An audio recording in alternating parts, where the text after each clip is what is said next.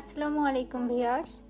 আজ আমি যা বানাচ্ছি এটা আমাদের গ্রামের পরিচিত রেসিপি তিল পাতা। আর এই তিল পাতার রান্নাটা আমি শিখেছি আমার ননদের কাছ থেকে। এটার জন্য আমি আগে থেকে কিছু তিল ভিজিয়ে ধুয়ে রেখেছিলাম।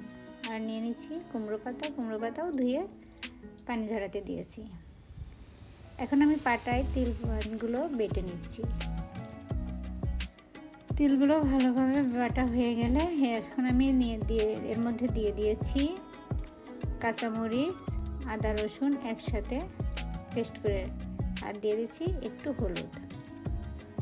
এখন দিয়ে দিলাম স্বাদ মতো লবণ দিয়ে ভালোভাবে তিল বাটা মাখিয়ে নিয়েছি। আর আগে থেকেই আমি কিছু ডাটা কেটে ধুয়ে রেখেছি, এটাকে লবণ মাখিয়ে নিচ্ছি। এই ডাটাটি একটু শক্ত হতে হবে। এটা আমি একটা পাত্রে বিছিয়ে দিচ্ছি। এটা বিছিয়ে দেওয়ার কারণ তিল পাতা যাতে নিচের থেকে পুড়ে না যায়। এখন এই তিলের পেস্টটাকে আমি কুমড়ো পাতায় মাখিয়ে নেব। বন্ধুরা দেখতে পাচ্ছ আমি কুমড়ো পাতায় এভাবে তিলের পেস্ট মাখিয়ে নিচ্ছি। এর উপর আমি আরেকটা পাতা বিছিয়ে নেব। এটাতেও আমি একইভাবে তিলের পেস্ট মাখাতে থাকব। এখন আমি এভাবে ভাঁজ করে নিচ্ছি। ধাপে ধাপে আমি এভাবে তিল বাটা মেখে নেব। দেখতে পাচ্ছ আমি এভাবে পাতা ভাঁজ করে নিচ্ছি। এভাবে আমি সবগুলো পাতা তিলের পেস্ট মাখিয়ে নেব।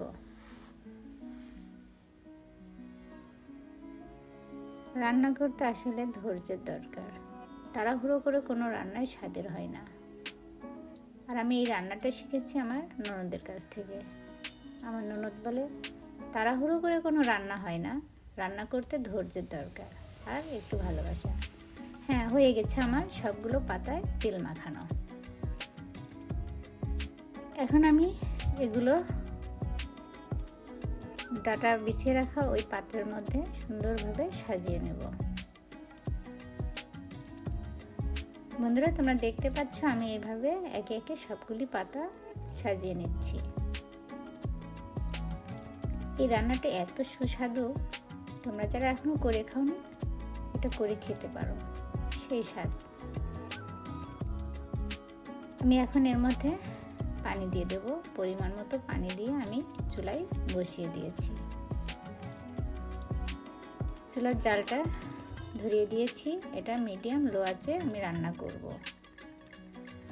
এখন আমি এটাকে একটা ঢাকনা দিয়ে ঢেকে রাখবো। কিছুক্ষণ জালে বসিয়ে রাখবো। আমি ঢাকনা দিয়ে ঢেকে দিলাম। কিছুক্ষণ পরপর আমি এটাকে চেক করব। বন্ধুরা দেখতে পাচ্ছ এতে বলক উঠে এসেছে। খাবারের স্বাদ আসলে আসে মন থেকে রান্না করলে।